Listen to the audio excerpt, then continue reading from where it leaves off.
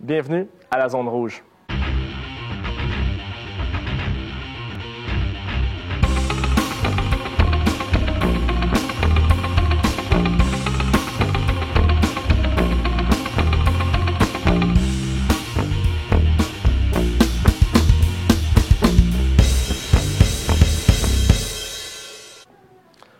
Bonjour tout le monde, mon nom est Jean-Philippe Lacroix.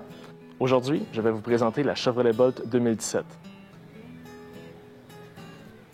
Je tiens à remercier Gravel Chevrolet Buick GMC de nous avoir passé les véhicules aujourd'hui.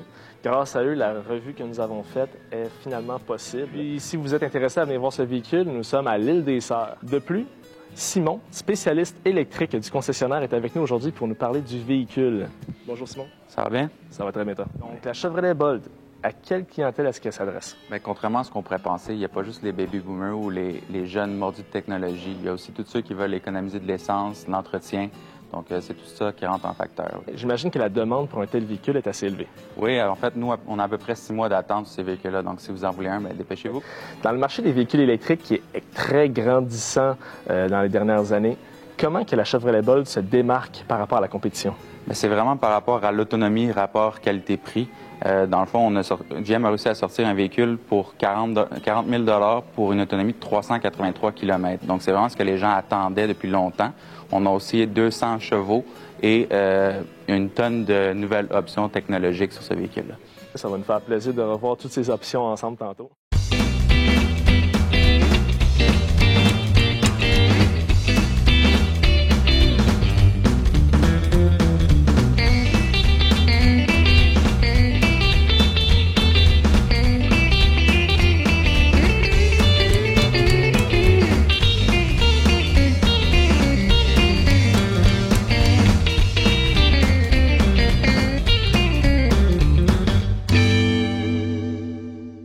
Nous voilà à bord du Chevrolet Bolt 2017, en compagnie de Simon toujours.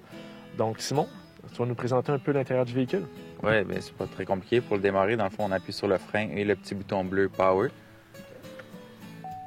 Donc, c'est aussi simple que ça, c'est démarrer. Donc, comme vous pouvez le voir, c'est très silencieux. Commençons par les fonctionnalités intérieures qu'on va retrouver sur le volant, par exemple. Bien, si vous regardez sur le volant, on va retrouver les contrôles pour le Bluetooth. Ce modèle-ci est équipé avec le volant chauffant. On a le cruise control ici. On va avoir aussi, derrière le volant, juste ici, le frein régénératif sur demande. Côté droit du volant, derrière le volant, on retrouve le volume. Donc, ça complète pas mal ce qu'on retrouve sur les boutons pour le volant. J'ai aussi remarqué, dans le fond, un affichage qui est complètement OLED, donc un affichage dynamique sur la console, ce qu'on peut voir notre vitesse. Je peux voir aussi l'autonomie restante du véhicule. Il y a plusieurs choses là-dessus qui semblent vouloir s'afficher. Peux-tu nous en dire un petit peu plus? Comme vous pouvez voir, juste ici, dans le fond, on voit le maximum de l'autonomie. Dans le milieu, c'est une moyenne qui apparaît. Minimum de 279 km présentement avec ce véhicule-là. Dans le bas ici, on voit l'autonomie, les kilomètres parcourus par le véhicule. On voit la vitesse affichée. Et ici, on voit en temps réel notre consommation d'énergie. Comme vous pouvez voir présentement, on joue entre 1 et 3 kWh.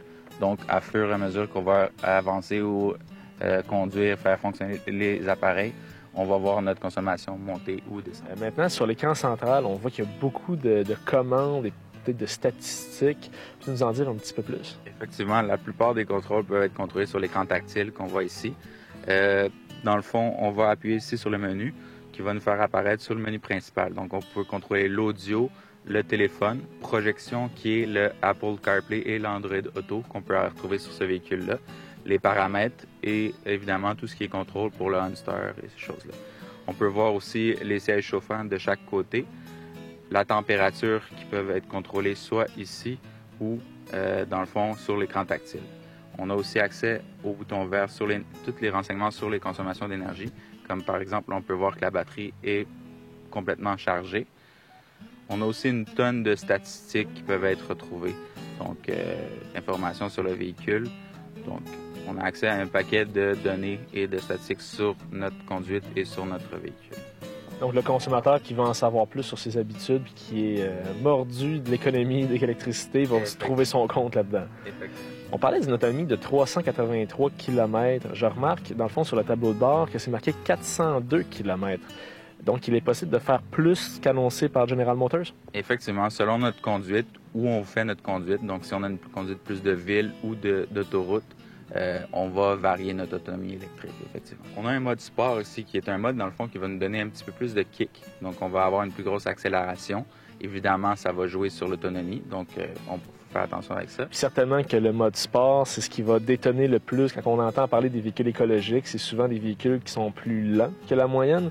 Donc, avoir un mode sport et certainement 266 livres-pieds de couple dans le véhicule, je pense que ça va intéresser aussi les gens qui aiment la performance. Effectivement. On a ici la télécommande pour débarrer, barrer. On a le démarrage à distance, puis on a aussi, dans le fond, la fonction de repérage du véhicule, la fonction d'alarme. Donc, pour démarrer le véhicule à distance, il faut appuyer une fois sur le bouton pour barrer le véhicule et on garde longtemps le bouton avec la flèche circulaire.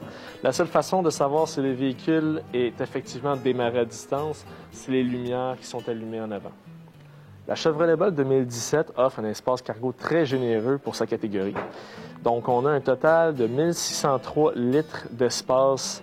Normalement, on aurait un plancher ici avec de la batterie pour la plupart des autres véhicules électriques du segment, puis c'était des véhicules qui étaient conçus à essence et ensuite mis à l'électricité. Les sièges se rabattent de façon 1 tiers, 2 tiers, offrant beaucoup de dégagement. Il est possible aussi d'enlever le cache-bagage pour offrir dans le fond, un embarquement pour le stock, si vous avez des gros objets à porter. C'est un véhicule qui est très accommodant. Vous voyez une différence au niveau de hauteur du plancher. Ça, encore une fois, c'est dû aux batteries, puisque les batteries sont logées à la base du véhicule. Bon, il fallait les mettre à quelque part. C'est dans le fond le plancher plat qui en souffre un peu à ce niveau-là. Le plancher qui peut se relever aussi en dessous. Et on pouvait y trouver le kit pour le pneu de secours. Donc, c'est un kit ici que vous allez trouver qui vous permet, dans le fond, de gonfler un pneu puis pouvoir vous rendre au prochain concessionnaire sans avoir à changer le pneu de secours. Encore une fois, c'est une contrainte au niveau du poids. Enfin, on voulait avoir le véhicule le plus léger possible pour atteindre l'autonomie la plus grande. Passons maintenant à l'habitacle. Donc, est-ce qu'une personne de ma grandeur, je fais 6 pieds 1 et 3 quarts, s'il vous plaît, peut s'asseoir en arrière d'un siège ajusté pour ma grandeur? Donc, la réponse est oui. Étonnamment, pour un véhicule compact, il y a énormément d'espace à l'arrière, puis les sièges sont très confortables. Maintenant, on a de l'espace pour 5 passagers. Évidemment, le siège du milieu, une grande personne comme moi pourrait être confortable pour un petit trajet, puisque le dos est un peu plus dur, mais somme toute, de l'espace en masse pour 5 passagers, même qu'il n'y a pas de bosse au milieu de la console, puisqu'il n'y a pas de transmission, tout simplement. Donc, ça aide énormément. Donc, très spacieux.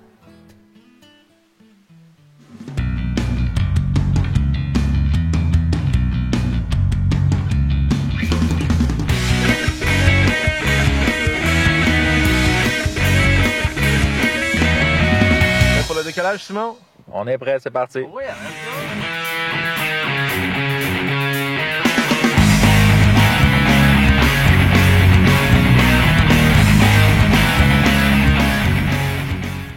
parmi tous les gadgets qu'on trouve à bord du véhicule, on a ici le volant chauffant, qui est une option très intéressante. Des sièges chauffants, très faciles à utiliser.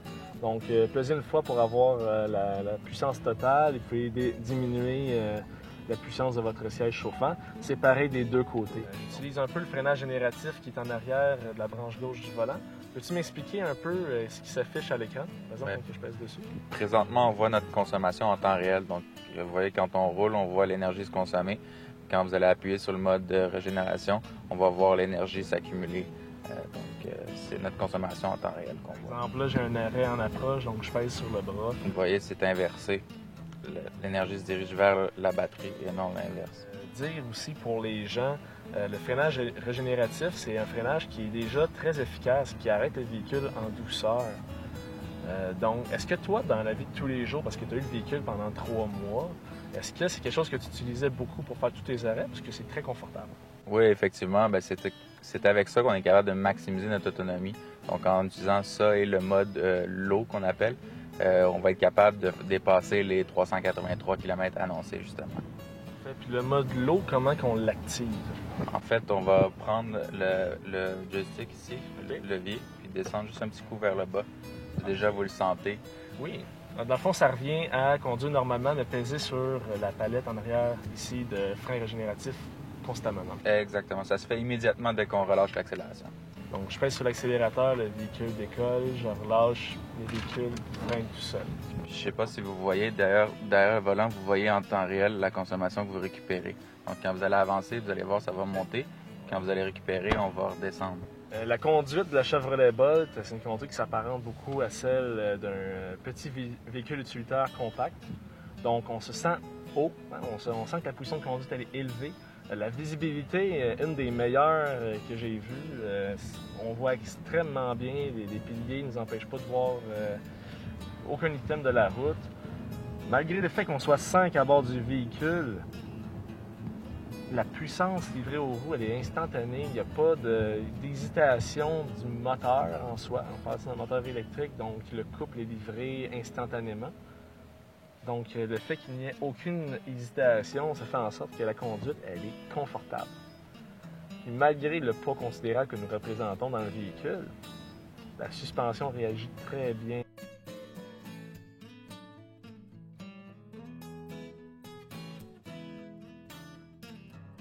Donc, on va activer le mode sport pour tester, dans le fond, un peu d'accélération avec les 5 personnes à bord. On va faire ça ici. Donc, le mode sport est activé. On va donner un peu d'accélération. Donc, assez impressionnant, en fait. On atteint, avec 5 personnes à bord, les 70 km/h extrêmement rapidement. Je crois même avoir entendu les pneus glisser un peu sur l'asphalte. Des pneus qui se veulent économes en énergie, donc à faible friction. Donc, c'est sûr qu'ils vont glisser un peu plus rapidement. Donc, pour terminer, ici, c'est une borne de recharge 240 volts. On parle à peu près 9,5 heures pour recharger le véhicule à partir de 0. Donc, c'est une recharge extrêmement rapide, c'est en option. La borne, c'est chaque concessionnaire vont choisir leur fournisseur. Dans le cas ici de fournisseurs de Gravel, Chevrolet, Buick, GMC, on choisit des fournisseurs québécois pour la borne électrique. Donc, encore un geste apprécié pour notre économie locale. Donc, merci beaucoup, Simon, pour l'essai aujourd'hui.